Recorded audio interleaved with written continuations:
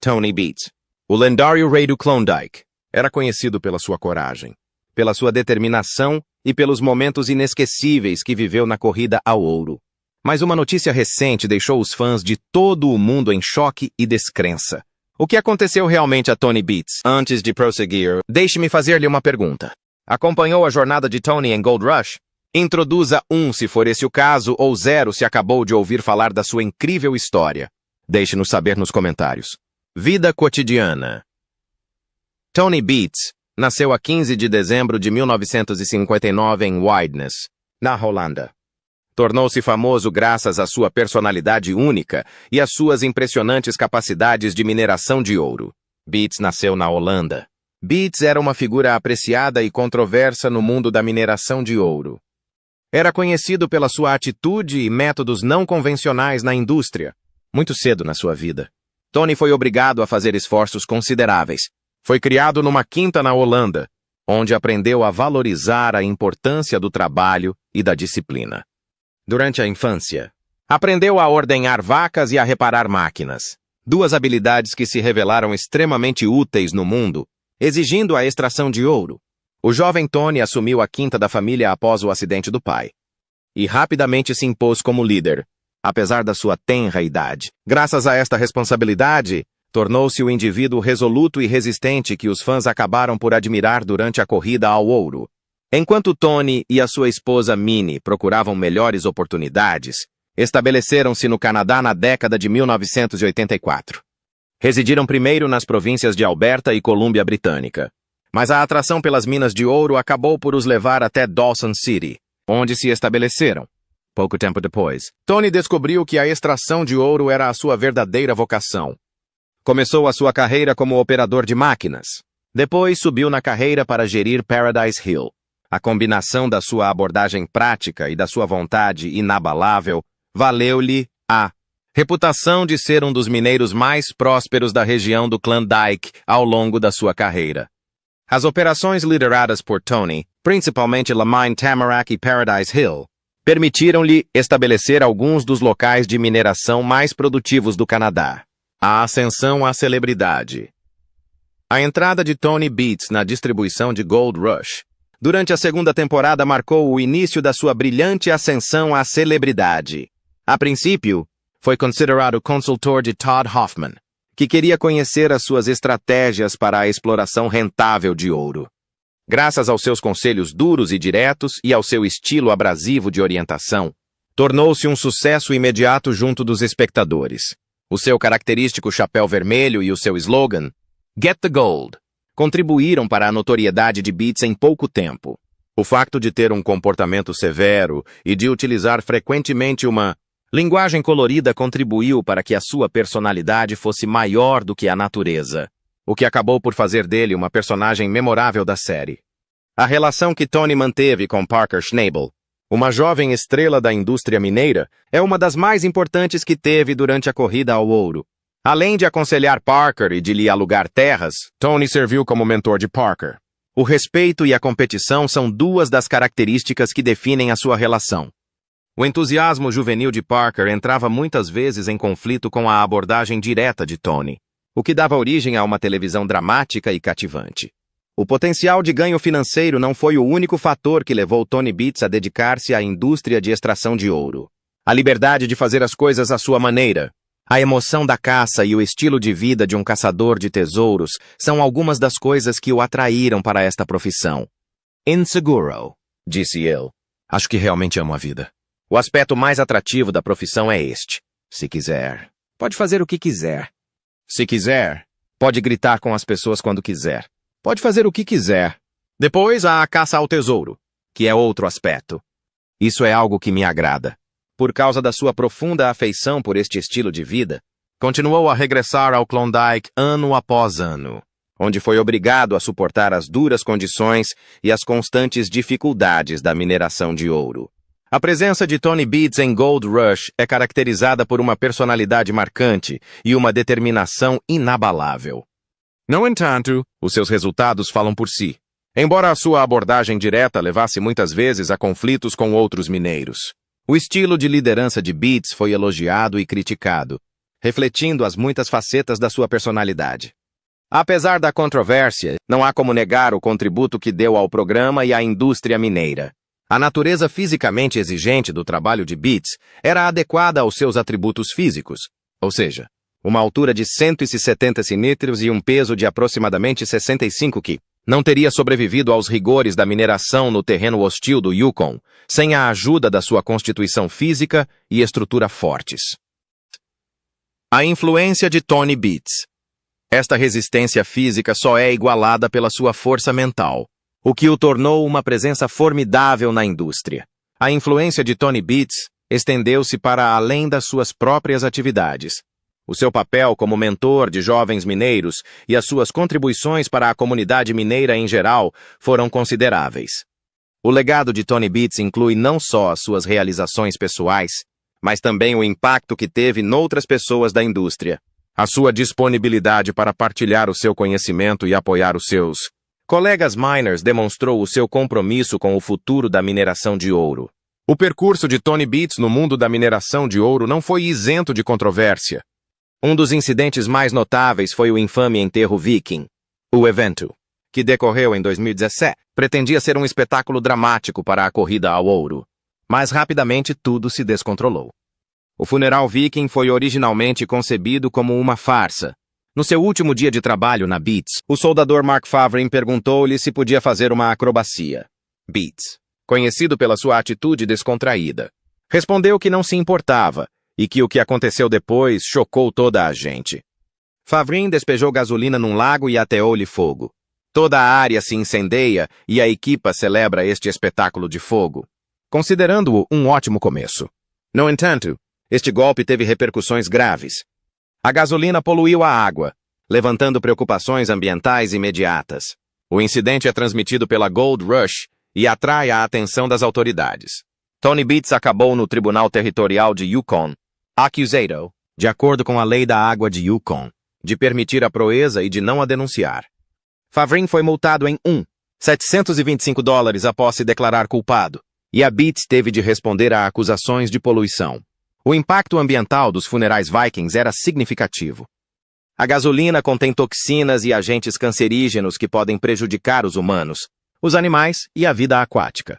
Brendan Mulligan, cientista sênior de qualidade da água do governo de Yukon, testemunhou sobre os perigos da gasolina na água. O incidente deu a Beats a imagem de alguém disposto a desrespeitar as normas ambientais por diversão. Os funerais Vikings tiveram consequências duradouras para as operações de mineração de Beats. Os fãs de Gold Rush dividiram-se. Alguns consideraram a brincadeira inofensiva e outros condenaram-na pelo seu impacto ambiental.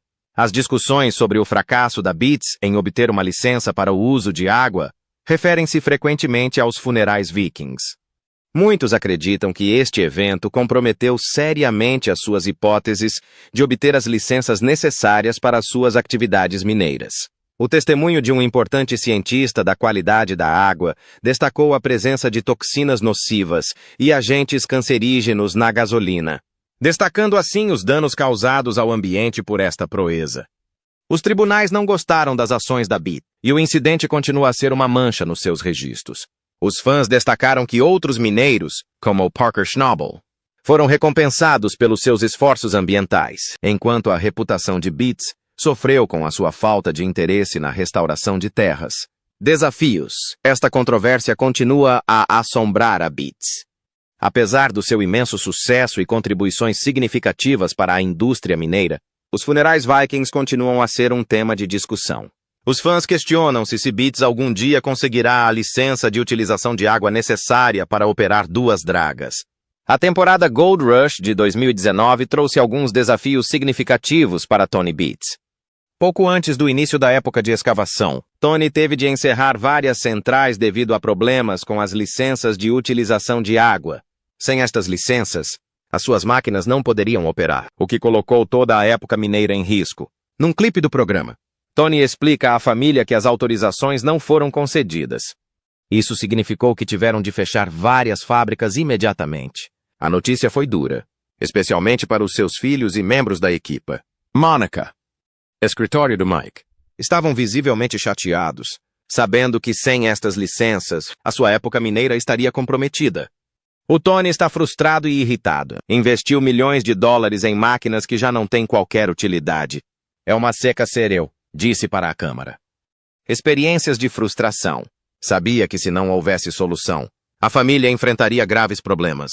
Ela não tinha condições para pagar a multa de $20.000 por dia por operar sem licença. Parker Schnabel, um dos atores de Tony, enfrentou uma situação semelhante com as suas licenças de utilização de água. Parker, no entanto, conseguiu obter uma licença de 1 ano, o que lhe permitiu continuar a exploração mineira, mas com restrições. O Tony não teve tanta sorte. E a sua frustração aumentou quando viu a pequena vantagem de Parker. Rick Ness, outro mineiro do programa, parece sentir a crise iminente. Mudou toda a sua operação para uma pequena cidade no Yukon, na esperança de evitar os mesmos problemas. Enquanto isso, Tony e a sua equipa lutam para encontrar soluções. A determinação de Tony brilhou, mesmo nestas circunstâncias terríveis. Apesar dos contratempos, continuou focado em encontrar uma forma de fazer o negócio funcionar. O seu conhecimento prático e as suas capacidades de resolução de problemas eram mais importantes do que nunca.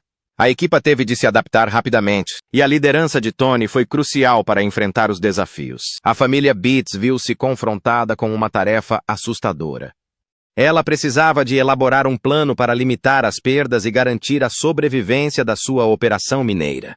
A experiência mecânica e o espírito inovador de Tony foram essenciais na exploração de métodos e estratégias alternativas para manter as plantas operacionais. O compromisso de Tony Beats com a mineração é evidente nas suas técnicas inovadoras e na sua vontade de correr riscos.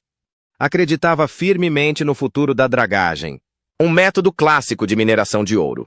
Na 5ª temporada de Gold Rush, Beats fez manchetes com o seu ambicioso projeto. Deslocação de uma draga de 75 anos de Clear Creek para o seu arrendamento no Rio Indiano, a mais de 240 quilômetros de distância.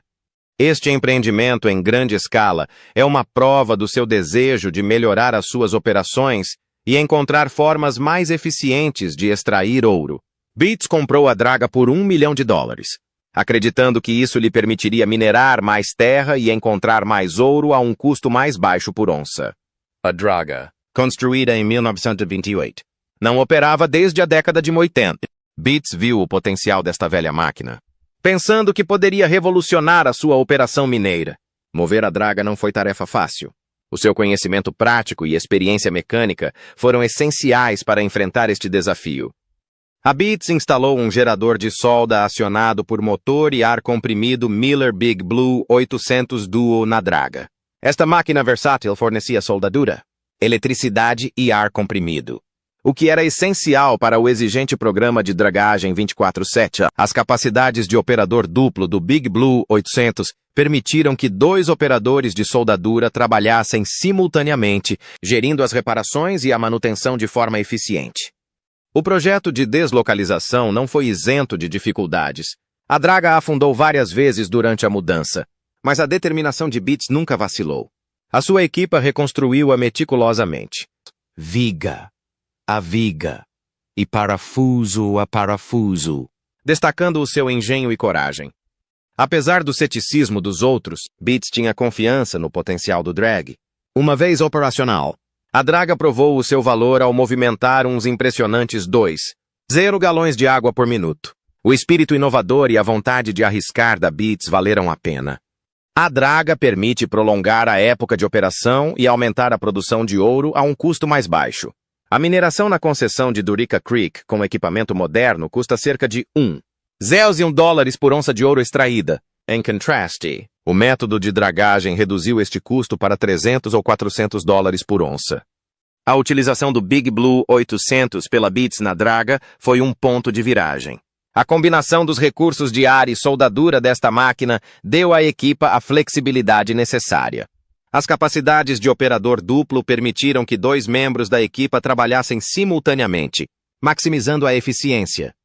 A fiabilidade e a potência do Big Blue 800 tornaram-no uma ferramenta indispensável no arsenal de mineração da Beats. Apesar das dificuldades, Beats e a sua equipa conseguiram operar a draga de ouro durante vários meses durante a época de mineração. O aço e outros componentes da draga mantiveram-se em boas condições, comprovando a durabilidade do equipamento. O desempenho da draga superou as expectativas da Beats, movimentando mais metros do que o esperado a um custo mais baixo. Pessoalmente, a história de amor que Tony Beats e a sua mulher, Minnie, têm há muitos anos é uma história de amor. Ambos se conhecem desde a infância na Holanda. Minnie tinha apenas 6 anos quando Tony se mudou para o seu bairro, aos 7 anos. Os primeiros anos de relacionamento estabeleceram a base para uma parceria que duraria uma vida inteira. Começaram a namorar quando tinham 20 e poucos anos e casaram alguns anos depois. O casal decidiu mudar-se para o Canadá na esperança de obter oportunidades mais favoráveis do que as oferecidas no seu país de origem.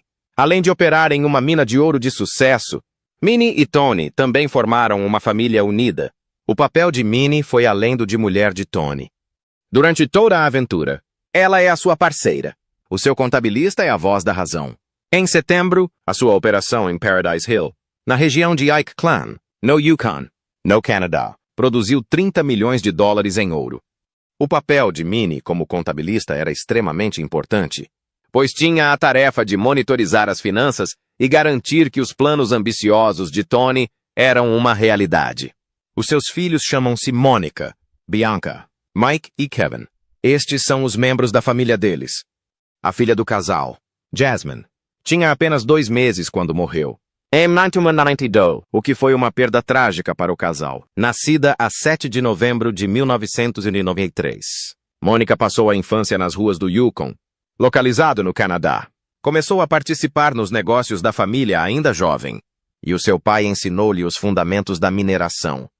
Ao contrário da maioria das crianças, a infância de Mônica foi repleta de atividades de mineração e de aprendizagem de como operar máquinas pesadas. É conhecida pela sua capacidade de manusear equipamentos e de enfrentar desafios. E já tinha sido promovida a supervisora na Paradise Hill aos 18 anos. O negócio da família é algo que ela abraçou com entusiasmo e não tem medo de sujar as mãos. Os filhos de Tony e Minnie, Kevin e Mike, também dão um contributo muito significativo para a mineração. Kevin é conhecido pela sua experiência em equipamentos de mineração e aspectos técnicos da indústria. É frequentemente visto a trabalhar ao lado do seu pai, Tony, e a partilhar o seu entusiasmo pela indústria mineira. Mike também trabalha na empresa familiar, onde traz a sua experiência e esforços para garantir que as operações decorrem sem problemas. A família Beats ainda considera Bianca um membro importante, embora não esteja tão ativamente envolvida nas operações de mineração como os seus irmãos. A dinâmica familiar é construída sobre uma combinação de trabalho árduo, objetivos partilhados e laços profundos. Como cada membro traz o seu próprio conjunto de habilidades e capacidades, a mineração da Beats funciona como uma máquina bem oleada. É impossível exagerar o impacto que a Minnie teve na família e nos negócios.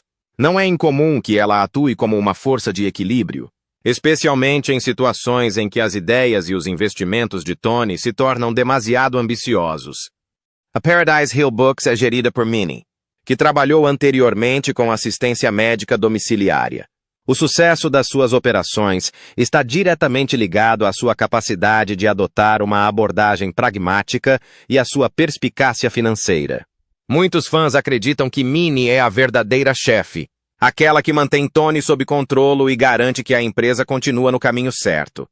O lendário mineiro Tony Beats está vivo e de boa saúde e continua a dominar o mundo da mineração de ouro, embora tenham surgido rumores sobre a sua morte.